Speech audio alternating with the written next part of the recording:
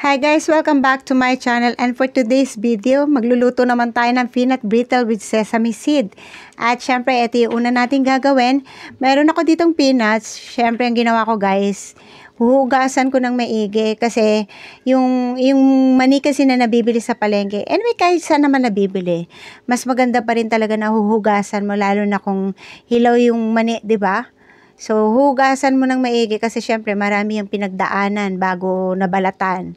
So, mas maganda talaga hugasan mo maigi para masiguradong malinis. Pag natapos na natin na hugasan at nasigurado na nating malinis na yung peanuts, patutuyuin lang natin. So, tak mo lang hanggang sa mawala na yung tubig. Kasi mamaya kasi ang gagawin natin dito guys, isasangag natin.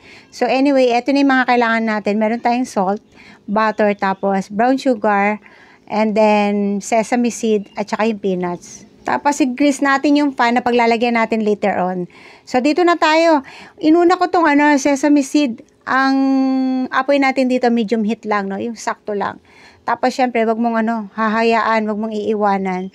Halo-halo lang hanggang sa maluto yung sesame seed. Wag mong wag mong ito-toasted ng gusto kasi syempre papait. Yung saktong-sakto lang na luto lang yung sesame seed. Isa to sa pinaka gusto ko talaga yung sesame seed, lalo na pag marami yung nilalagay na sesame seed. Gustong-gusto ko kasi yung lasa nitong sesame seed eh. So, ganyan lang yung pagluluto niyan. Pag ganito na itsura, okay na yan. Ta-transfer na natin dito sa ating lagayan. Next, ang i-roast naman natin or isasangag naman natin yung peanuts. Hindi ko na nilagyan ng cooking oil. Kasi yung peanuts, may may sarili namang oil yan. Kaya wag na natin lagyan, no? Ganito lang din, alalay lang din. Halu-haluin mo, syempre, baka masunog lahat. May konting sunog, pero okay lang yan. So, pag ganyan na yung itsura, tikman mo rin kung luto na yung peanuts. Tapos, pag luto na, pwede na yan, iahon mo na yan. Yan, ta-transfer natin dito sa lagayan. Wait natin lumamig muna, Pag malamig na, tsaka natin ilalagay dito sa food processor. Tapos, nasa sayo na yun kung gaano ka-ground or ka-crush yung peanuts mo, no? Huwag mo sasobrahan kasi baka maging peanut butter. Yung sakto lang din. Yan, ganyan yung itsura. Para sa akin, okay na yan. Iba, pag wala kang food processor, yung lang. Pwede mo naman dikdikin para madurog yung peanuts. Okay na, ready na natin lahat to. Nandito na yung ating ground peanuts. Tapos, yung niroasted natin na sesame seed. Kompleto na, nilagay ko na lahat dito sa table. At actually, nakalimutan ko talaga guys, ilagay yung salt kanina. So anyway, okay lang yan. So mag-start na tayo, ikakaramelize na natin tong brown sugar. Huwag kang matakot dito sa brown sugar na baka magbuo-buo. Okay lang yan. Parte talaga yun ng pagkakaramelize ng sugar na nagbubuo-buo. Ang tip lang po talaga dito, kailangan low heat. Mahinang-mahina yung apoy at mahabang pasensya para totally mag-caramelize yung sugar. Then, after mag-caramelize yung sugar, ilalagay na natin tong butter. So, kaya natin nilagyan ng butter para hindi magdikit. Yung hindi ganong madikit dito sa kawali natin, kaya meron tayong butter. Kaya kung mapapansin mo, parang medyo may buo-buo pa dito sa sugar natin. Normal lang po yan. Mag-antay ka lang, halu-haluin mo lang hanggang sa tuluyang matunaw lahat yung brown sugar. Baka lang po kung sakali baka may magtanong kung pwede ba yung white sugar. Yes, pwede pong gamitin yung white sugar. It's up to you na kung ano yung gusto mong gamitin, yung brown or white sugar. Pero kasi sa akin, gusto ko yung brown sugar. Parang hindi ganun katamis. So anyway, eto na, nilagay ko na yung ground peanuts. So, ganyan lang, halo-halo. Medyo mahirap lang haluin, no?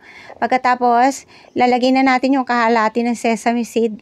Hindi ko binigla na yung pagbuhos kasi nga, medyo mahirap haluin. Lalo na itong, ang gamit ko yung maliit lang kasi itong rubber spoon ko eh. So, medyo mahirap haluin. Kaya, hindi ko binigla yung paglagay ng sesame seed. Tapos, nung nahalo ko na ng medyo okay na, at saka ako dinagdag yung last part ng sesame seed. So, halo na lang ng halo. Tapos, yung apoy nito, ganun pa rin. Mahinang-mahina yung apoy kasi hindi natin talaga kailangang madaliin yung pagluluto nito. Ang iniiwasan kasi natin dito sa peanut brittle, yung maglasang mapait. Kasi pag lumalasang mapait yung peanut brittle, ibig sabihin nun, nasunog yung sugar. So, kailangan talaga mahinang-mahina yung apoy. Kaya, pag nagluluto ka ng ganito, Maraming pasensya yung kailangan mo. Ganun yung kailangan mo, yung talagang magtsatsaga ka kasi iiwasan mong masunog. Kaya kung mapapansin mo yung kawali ko, 'di ba? Para kailangan talaga walang sunog. Siyempre pagkatapos niyan, pag malagkit na at nahalo na maigi, eto na. Sinali na natin dito sa pan. Tapos ipa-flatten na natin. Ito yung pinakamahirap eh. Yung magsali na kasi to, mabilis lumamig. At mabilis tumigas. Kaya talaga, kailangan, mabilis kang kumilos kasi saglit lang, matigas na kagad. So, medyo makapal pa nga yung ating ginawang peanut brittle. So, ito na, ginamitan ko na ng pamukpok kasi tumigas na kagad. Pero, madali rin naman mahati, basta pukpukin mo lang. So, ayan na. Ayan na yung ating peanut brittle. Ang maganda talaga sa homemade na peanut brittle, guys, no? Isa sa pinakamaganda no na pag ikaw yung gumawa, mas marami yung nuts kesa sa sugar. Kasi usually, yung mga natikman ko mga peanut brittle, mas marami yung sugar kesa sa nuts. So, ako kasi gusto ko mas marami syempre yung nuts kesa sa sugar, 'di ba? So, eto masarap talaga kasi gusto ko yung combination ng peanuts and sesame seed. So, anyway, nung lumamig na, sinali na natin dito sa mga bottle. Ngayon to guys, pwede mong pagkakitaan. Syempre pagkakakitaan mo, titimbangin mo, susukatin mo kung gaano karami para hindi ka malulugi syempre. At syempre para may dagdag lalagyan natin ng label para maganda naman tignan. Syempre pag ibebenta mo kailangan may label, 'di ba? Para medyo malakas ang dating, no? So anyway, bago tayo magtapos, as always, magte-thank you po muna ako sa inyong lahat, no?